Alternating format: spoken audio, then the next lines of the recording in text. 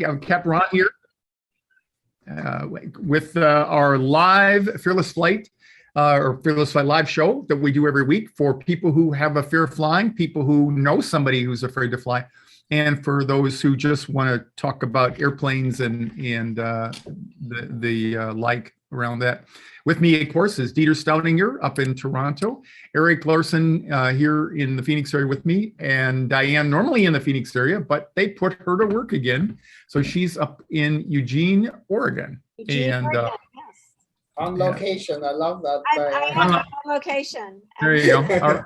Our roving reporter there. And we of course, the first thing we want to do is remind you to join our I guess I have to share here, don't I, to bring that out. Let me do that. Okay, and we'll hopefully that'll go there. Well, what you started to say, we want you to remind you of Ron's inbox, not of our live show every Tuesday at 6:30.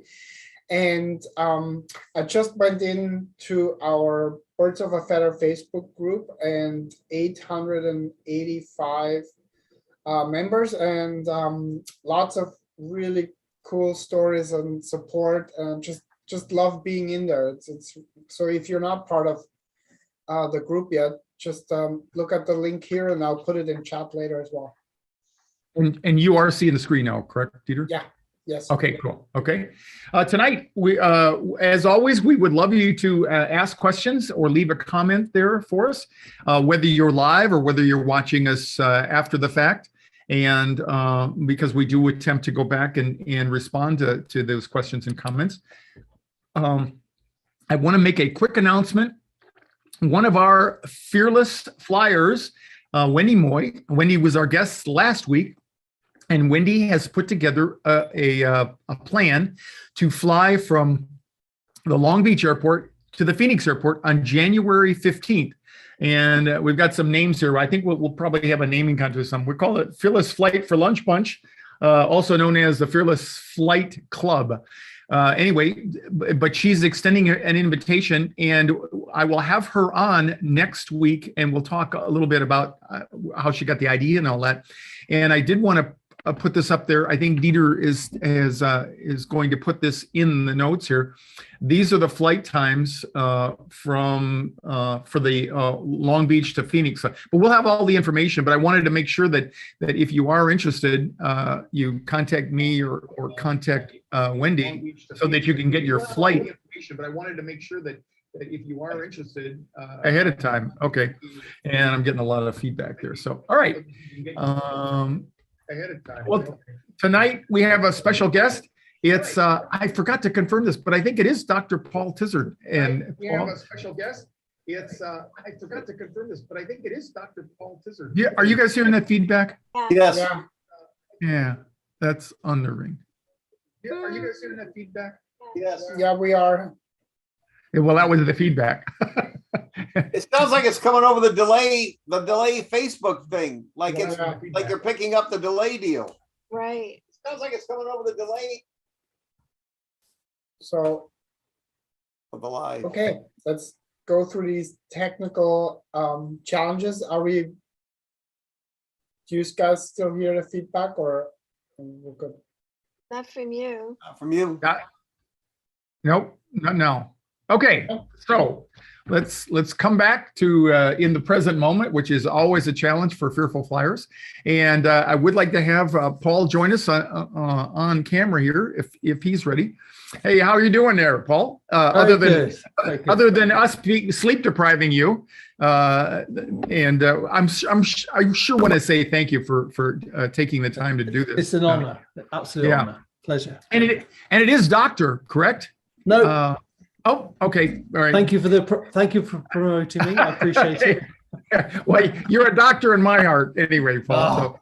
So, and we met. I was joking with Paul earlier today in that when we met, I don't know why, but I always have this kind of this attitude that when I think maybe it's the thing with the internet now. When I saw you all over the internet, and then was like, oh gee, he probably wouldn't want to talk to little old me. And then you invited me to talk on your podcast, and the two of us kind of shared that. I hope it's not false modesty. I hope it's just modesty. But anyway, no, definitely, yeah. I was thinking, like, I can't believe I asked you, and I was thinking you're going to tell me to clear off.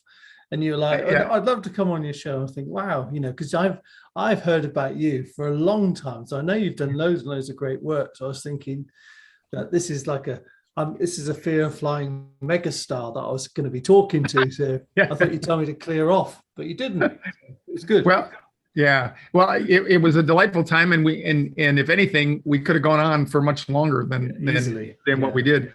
I always joke that, I flew for so many years. So all those people that I probably terrified, I feel obligated now to help bring them back to some level of normalcy about aviation there. So anyway, but I just hit it off with, I just really love talking with you. And so first thing, just, can you tell us a bit about your history? We were just bantering a little bit beforehand. So who are you and how did you get where you're at today? Thank you, Ron. Yeah, so I set up the Virgin Flying Without Fear program back in 96, 97. And at the time I was working as a customer service training for Virgin, and Richard Branson, who was always around at that time, so the airline was quite small, he used to say, if you've got any ideas, give me a call. And I used to pester him all the time. And so I said, what about, I had a friend who's a psychotherapist, and he said, we should be doing some relaxation channel on board. At the time, you've got it now, and a lot of airlines have got it, but at the time no one was doing it. And he said, we should have a relaxation channel on board for the nervous flyers. Yeah. And I said, yeah, and we could be doing courses. It was kind of like an afterthought. It was more of a calling, Ron, when I think about it now, because I don't think I was ready to do it. I don't think I had the experience. So you were actually working for Virgin at the time? Yeah. I was just a trainer. I was working as cabin crew, doing the training, doing the service training, and so I had access to all the rigs and all the equipment and etc. So I guess I was in a very good position, and I think I done my psychology training by then, possibly, and so all these amazing moments came together, so I could, because most of the pilots are ex-military, I'd been in the military, I felt like I was a good facilitator between all these different disciplines, but I ran training. So when I put the first courses on, we had 8 people, they came along, and then it just stayed, how it is, it grew and grew and grew because people hear about it. If you care about what you do and you try and do a good job every time as best you can, word of mouth, and 22 years later it was going very strong. I probably left in 2018, and then about a year later I've set up Love Fly, which is mostly podcasts, blogs, and some more kind of online courses. Sure. When you said you had 8 students in the first class, was it from the get-go? Did Virgin support you, and so you put them in a classroom, and then was there a flight that went along with that, or was it just a classroom portion? Pure classroom. No, we didn't do a flight. Just literally, it was literally a classroom with a bunch of aircraft seats in there and a small galley area. So, to anybody else, you'd look at it and you go, well, that's not an aircraft, but it was enough, as to trigger people's fears. People got quite upset just seeing the seats, Yeah. Well, when you have people, as I'm sure you have, that talk about just flying into or just driving by the airport makes them nervous. It's not too hard if you have a little bit of a mock-up or something to create all kinds of realism for them. It doesn't take much. Yeah. And so now is the program still running? I want to talk just a little bit, but just amongst you and I, or between you and I, about the what I'll say is the lack of attention that Fear of Flying gets in the United States, for sure. I think the last time anybody had a formal program in the US was at least 30, 40 years ago, something like that. Pan Am, wasn't it? Pan Am, yeah, that was it. Yeah. And somebody told me that Northwest had one for a short period of time, but I couldn't find much of a record of that. But so now my understanding is British Airways, do they still have a class and but they don't fly either, do they? It's just a classroom experience. No, they do. Oh, British Airways were the first to start them in the UK. Yeah. Okay. I think Monarch may have done it. If you remember Monarch, they may have yeah. had some classes for a while, and yeah. So the British Airways one's been going probably about 30 to 34 years, and Yeah. they've always done a flight at the end of it. Yeah. Yeah. So that, you know, they have very popular courses. They run all around the UK. You've got EasyJet, which has been, they've been going probably about 10 years, maybe 8 to 10 years. Yeah. And they've suspended theirs now, I believe. I just saw that they just announced that they lost a lot of money, which is no surprise during COVID. But I just saw, I think it was a release about 2 weeks ago that they're hoping to return to profitability based on the fact that all airlines are booming right now. So anyway, yeah. Yeah, so I mean, I set up Love Fly with with my partner just before COVID, which is possibly the best time to start anything linked to aviation. But you know, absolutely, I'm not doing it for the money. Otherwise, yeah, you know, it's to help people like yourself. You know, we're doing it because we love doing it. And KLM, I think, was the other program that I was familiar with, but I think theirs has also been suspended for the time being as well. So. Yeah, I haven't seen anything of theirs. There was another one as well I caught the other day. It was a European, maybe Lufthansa, might be. It could be, yeah. And in Australia, I know there are a couple of fellas that I met in the only World Fear of Flying conference that I've ever heard of and attended. That was back in 2007, and I met a couple of fellas down there, and I see the one of them on YouTube quite often as well. So, but there's just not much investment in that, you know, certainly by the airlines. I remember when I started.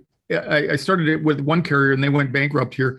And then I came down here to Phoenix to a company called America West, which is evolved into US Airways, which is evolved into American. And after 9/11, you know, of course, we didn't fly for 4 days at all. And it took a long time to build back the traffic. And so I had an opportunity. I happened to ironically have a class sometime after that, because we stopped. I was supposed to have a class the day of 9/11, and I had a number of people call me and I said, "Don't worry about it. We can't even get to the airport, so don't fret about that." But shortly thereafter, I had a woman in the class, and it was her sister who was the executive secretary for the CEO of the company of my company, my airline. And so she got me an appointment in there, because when she came with her sister, she said, "Nobody knows about this class, and it's in our company," you know.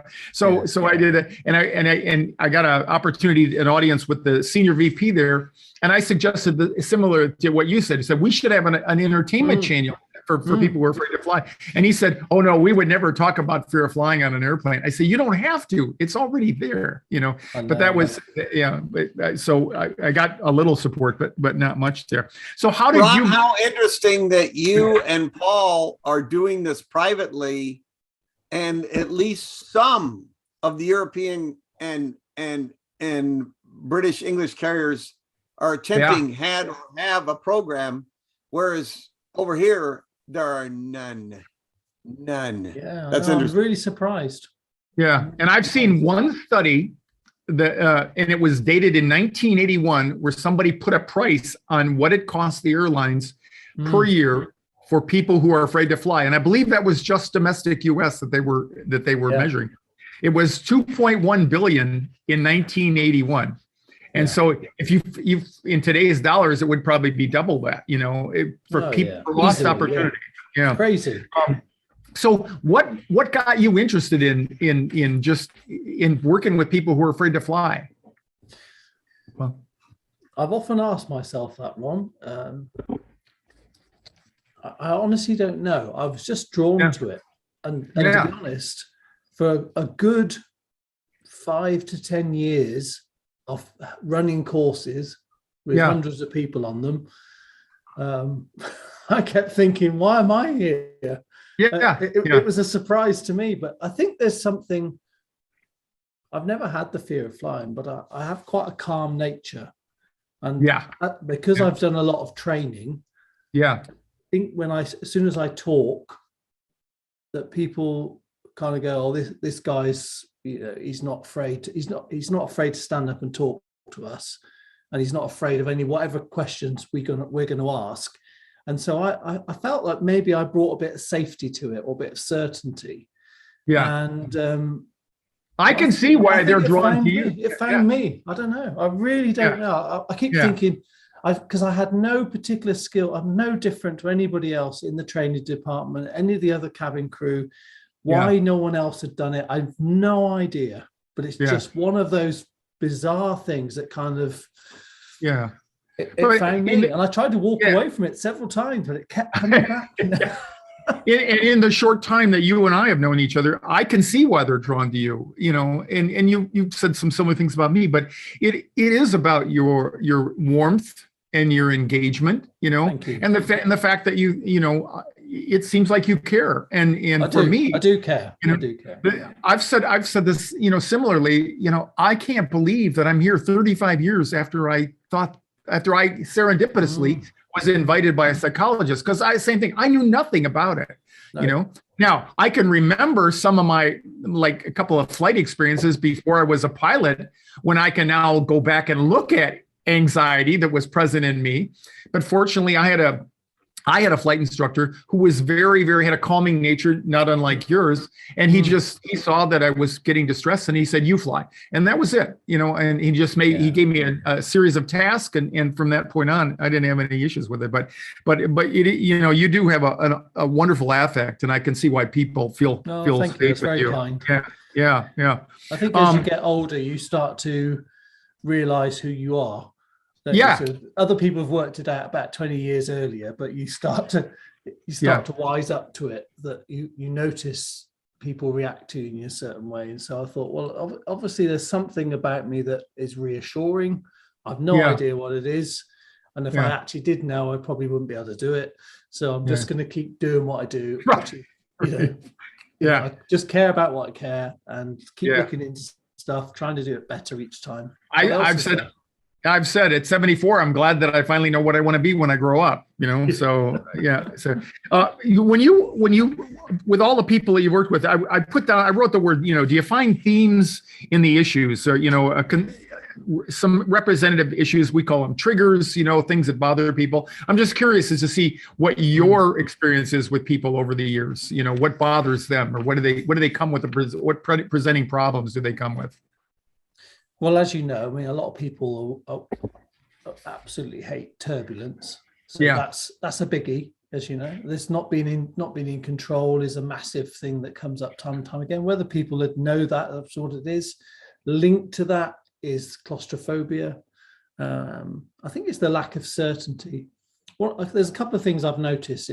There can be trigger events. So, for example, someone like, I don't know, a lot of people I've come across, I was going to name drop them, but that really was awful, so I won't do that.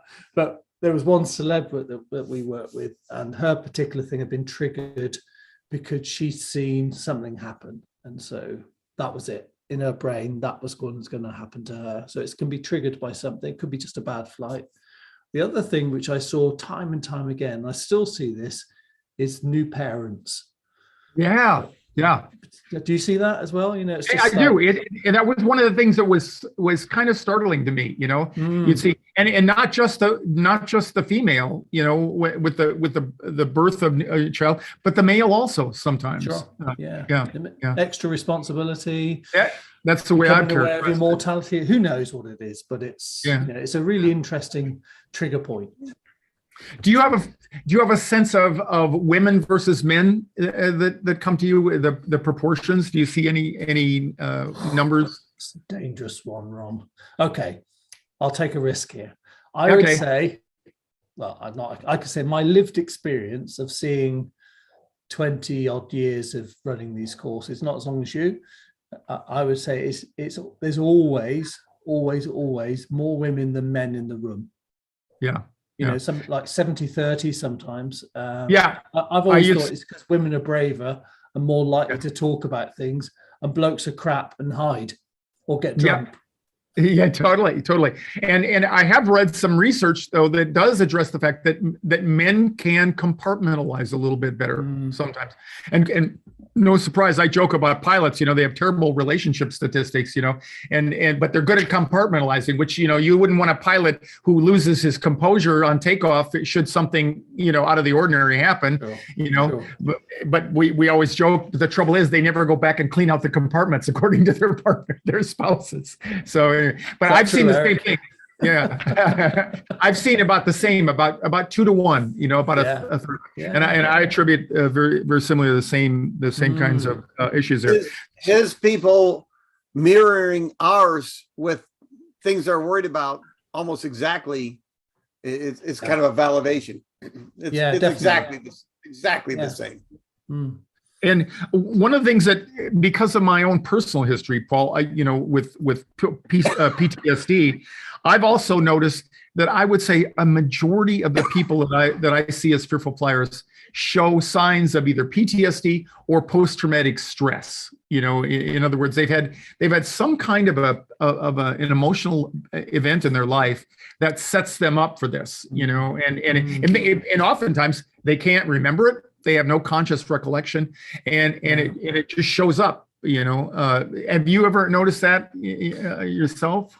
Well, it was interesting because it was when you said that last time, I was thinking, have I seen that? Because of the numbers that we used to do these larger group, very large. So you have 150 in a room. I'm sure some of that was there, but it was probably masked. It was only when you talk to individuals that you'd see that maybe some of those things would come through. But I think it sounds to me like you've had a much closer relationship with your previous people, so that you've got a chance to really get under the bonnet of what's going on. Yeah. And under the hood. Hood. And just the nature of, where you were able to have the airline support that effort, I wasn't per se. So I ended up doing a lot more one-to-one with people, and struggled to get large groups until we got more well-known in Phoenix. But even then, I joke, people don't want to fly into Phoenix to attend your course on how to get over their fear flying. Although I've had about a half a dozen people actually do that. So it's been interesting. I think you've done very well, because I knew about you when I started. And the thing is, as soon as you're attached to an airline, the PR's done. You don't. If you think Virgin, or if you had Delta or United or Southwest, they've got such great reputations already. You attach a fear of flying course to it. And your marketing's halfway there, isn't it? So the fact that you've kept going and you've had to do this all in your own merit is phenomenal. Yeah. And do you find, one of the things that I've noticed is people when they overcome their fear of flying or consider, they make a breakthrough and they can do it more comfortably, for sure, they tend to identify with the airline on which they had that success. Now, like most consumers, their loyalty lasts as long as their tickets are $1 cheaper than the other guy too. But at least initially, I found that they strongly identify. Did you find that with? Definitely. That was part of the business case, is that because it isn't, and it's not just that nervous flyer, it's their family as well. They're also saying, we're going to fly with these airlines. But the opposite is also true. You see people say, I'm not flying with that airline again. It was the most turbulence I've ever had. Like it was, They kind of do a false association.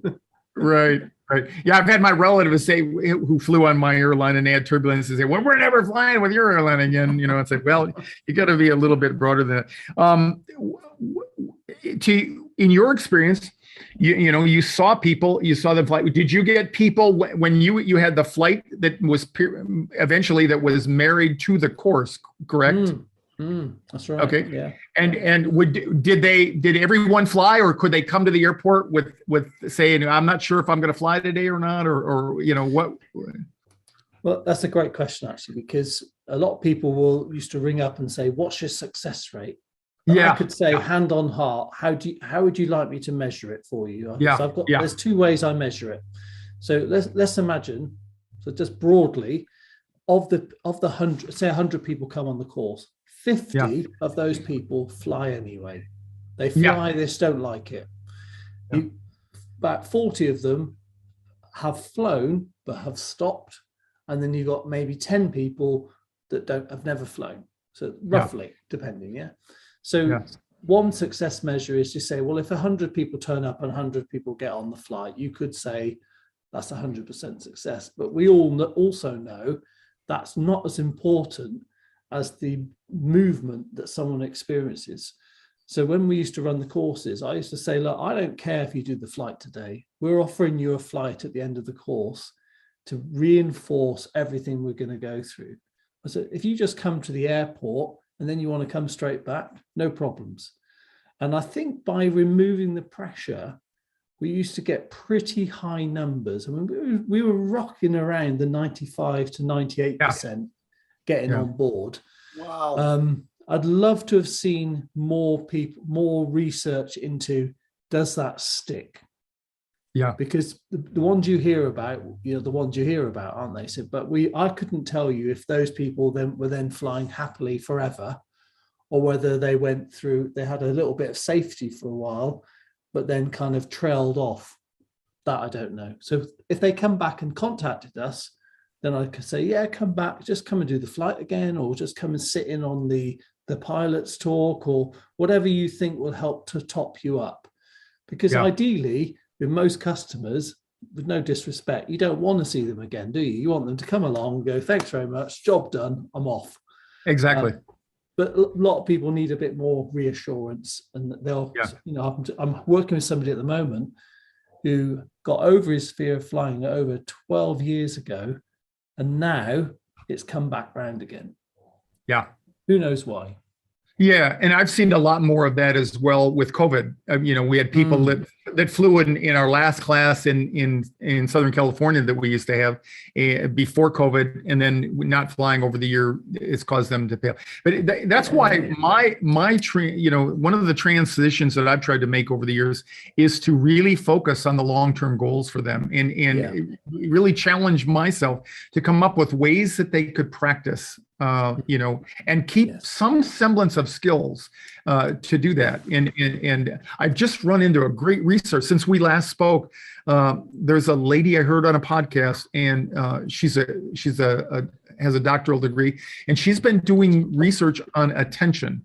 And it's validating. I don't know about you, but it's validating when you come up with these hypotheses on your own, and then you find out that somebody's been working on that. It doesn't mean you're really smart, but at least your mind's working in the right direction, perhaps.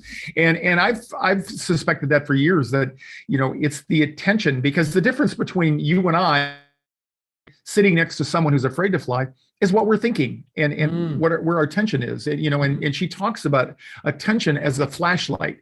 We have this, the way we evolved, we started with when we first started as hominids and started developing this higher level of consciousness. Now we started getting information, which was good. The bad part was it kept getting more and more, and we became inundated. So we had to have something called attention that focused and narrowed that. And then you bring that forward today and see that now everybody's overwhelmed because that's all you can get is information, and so, but it's an interesting theory, and she's done some amazing research on that, and we'll have another private conversation later on. I think we need. You can tell, but I've really been excited about it, and she has some very practical ways to develop that, and it's centered around mindfulness of all things, and nice. And there's a movement on that too. So, have you had much? Do you referral people from time to time, that, you say, you need a little bit more than what we can offer you, or things like that? Have you had any experiences with that? Yeah. So when someone comes towards you, I definitely think that if we do what we do, like you do, you can help them with the fear file, because it's a specific fear. And I always say to them up front, I said, most people that come towards us have got a smorgasbord of things going on. And fear of flying is just sort of one of those things. But one of the things I say to them is that we could definitely help you with that, because there's lots of things that we've worked out over the years that will help you. However, when you think about the other things that might be going, like you might have generalized anxiety disorder, or any something like that going on. You might have anxiety disorder, panic disorder. You may need some extra help with that. And then I would suggest, so over the years, I've also experienced some of these things myself because I like to try these things out. So I can talk fairly openly and say, have you thought about EMDR, or you thought about cognitive behavior therapy, or NLP, or thought field therapy, or whatever? Because it's looking for the thing that matches you, and then finding a competent enough therapist that can help you with it, and not to be afraid to do some of that. And quite often people have said to me, well, I've done your course, or I've done some help, but it was part of a process. And I think that's the most likely to stick when you address. Do you find the same?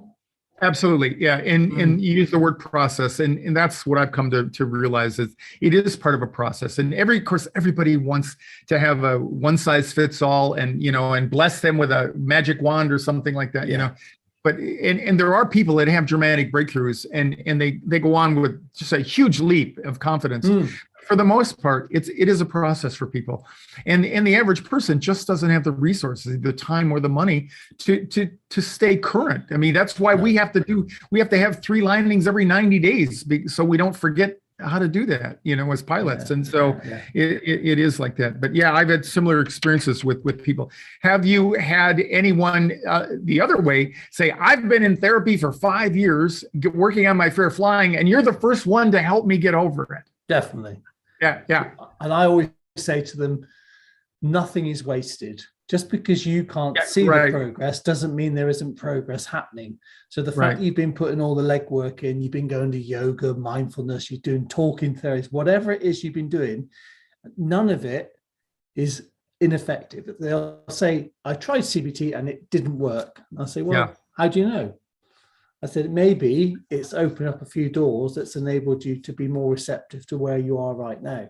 So I don't think any of it's wasted. It's just some things you might notice it more tangibly, or that I've noticed a shift here, or I didn't panic, or I was able to eat on the flight. I don't quite know what's shifted, but it's all of it. And when you add it together, it's all part of that process, isn't it? And absolutely, it takes time. I've been getting quite a few people lately, which is a little bit, it's frustrating and amusing in equal measure, I guess. And I know where they're coming from. So I'm very compassionate to this, but people are saying to me, I really like the look of your 30-day program. Something I did put together about a year ago. And I said, oh, great. I said, well, it ties it. I want to tie it with the flight. I said, oh, when are you flying? They said, 2 days time. I said, okay, well, maths was never my thing, but there's a mismatch here. Same thing. I would say half of the people that call me by my number and stuff, I get half of them have to fly within 48 hours, And the upside to that is they're super motivated. Definitely. The downside is there's not much wiggle room to let them in there. So let me ask this final thing. What's in the future for Love Fly? You do classes and podcasts? And you have anything big on the future or on the horizon or anything coming up? Or to be honest, Ron, I'm just excited to be able to do this work still. The podcast, it brings me a lot of joy. In fact, people can't say it. I can't believe that you're putting out all this information for free. I said, well, I'm not the only one doing that. Information's out there. I said, whether I put it out there or whether you Google it, there's nothing you can't find with a quick search on Google. But what I've tried to do is pull it all together in a way which is palatable. And it's not my viewpoint. I like getting experts on to tell stories and to share their expertise as well. And then if that isn't enough, then yes, I do have a couple of programs that people can come on, which have been all virtual at the moment for obvious reasons. And in the future, who knows? But no, I'm quite happy. I love doing the weekly podcast and doing the blogs and stuff. I felt when I left the last program, I had a year and I didn't do anything, and I felt something was missing. And so being able to start it again, it's not bringing in the income that the Virgin courses did, but it's still bringing in the same satisfaction, probably more actually. Yeah. Yeah. Yeah. I can certainly identify with that. I tell people I'll be doing this until I have my last breath. It's just it's so fulfilling to talk to someone who you see raw courage. You see people, I compare, I served in combat in Vietnam, but it that's survival. You do that because you want to stay alive. Getting on an airplane when you're terrified of it, to me, is real raw courage, because you don't have to. You may want to, it may be more convenient in your life, but you don't have, nobody has to fly. So anyway, I want to thank you. You all have any comments or anything? Yeah. I just wanted to, I loved listening to you, Paul. It was really, I just really, really resonated with a lot of the things you said, and just loved the way you're sharing them and your passion. And I just want to say, we actually have a couple people on the show that said that they listened to your podcast. So thank you, Dieter. I love that, because that's part of that social fabric, it's a social engagement, that participation, when that shame tries to, make you go somewhere in a corner, so to speak, is such a courageous act, like Ron said. It's Paul, it was fascinating to listen to you, and very interesting to notice the great similarities of situations and some of the differences of the way people handle it. And that cracked me up when you said people interested in your 30-day course are going out in 2 days' time, because we get those guys all the time. And we say, well, we started studying for finals at university 2 days prior. I mean, how did that work out? Yeah. And I'll never forgive myself if I don't wish you, after we say goodnight, take the rest of the day off. Oh, you're very kind. Thank you. Have that in writing. Well, we're posting your podcast location and your website on ours there. So anybody who happens to feel so inclined, we'd love to have them contact you. And I've invited you to for you and I to build a stronger connection, because I really enjoy. Me too. So we'll certainly do that. I'm going to transition. We'll use this as kind of our closing event. We had a let me do this differently. I'm going to share my screen. We had a young, I say young, she's young, anybody's younger than me anymore, but she flew with, she was an elite coaching student that I had, and she and I flew together on the 13th of November, and her whole why for doing this, and I didn't know until we were flying that day, she's been following Fearless Flight since 2003, I think. And she said we had actually met, and of course I met a lot of people, but that's still mildly embarrassing. And her why was that her daughter is due to have her first granddaughter tomorrow. And she flew and had a marvelous time with her husband. And then she flew on Sunday. She bought a ticket for me in case she needed me to go along with her on Sunday. And I said, "You're not going to need that, Sonya." And she agreed. So this is right after she arrived up there in Chicago. Oh, amazing. And it's just fabulous that people share your story. And the most, of course, she was amazed. She slept on the way up there. That was kind of a first for her. And what was I going to say? Oh, there goes my aged memory there. But anyway, she did fabulous, and she's just, I know the thing that as we talked and stuff, you and I were talking about the process and all that, and yes. And for so many people I've run into, they might have other issues like depression or anxiety in other areas, and things that they're weight loss and things that they're working on, but fear of flying seems to be the one that it gets relegated to the last. It's like the biggest boogaboo on their list of events. And for her, that was true. But she was very open with this, and she shared a picture. She weighed 100 pounds more just 2 years ago. And what I really appreciate in her, she really got that it was a process, and it was just amazing. So I wanted to share that. And so. No, it's a great story, and those are the things, aren't they, where you can see that you've helped somebody in one area, but they're also working on other things, and they all complement, don't they? It's brilliant. They do. And I'm amazed at the number of people I've worked with that I'll never meet face to face, all over the world. And before video, it was all by phone, so I've got, but there's a vulnerability when people are trying to get over their fear of flying. And it just, that I think that's what really touches me, is how open people are. It takes guts to admit it. And I think it does, to admit anything. And this is something which you can kind of think, well, it doesn't really matter, and perhaps next flight will be okay, and if it's not, I'll do something about it. So like you say, it just gets put off, doesn't it? So I really admire people who face this, because I do too. They believe they're going to die, and it's no small thing. No, it's not. So anyway, thanks again, Paul, for joining us. Dieter, any final questions or anything, or? No, just Paul, you got a lot of yays and hearts and and just people really appreciate. We lost. Also, what I lost everybody. Oh, there we're back. Thank you, Ron. We're back. So thank you for that. Apparently, that's the universe telling us it's time to finish. Sod off. Go on. So thanks again, Paul. Thanks, Diane. Thank you for having me. And Dieter. Nice to meet you. Nice to meet you, Paul. See you again, we hope. Okay. Cheers.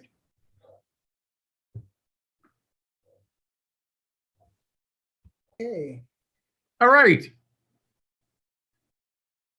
We're still live. It's still. So, yep.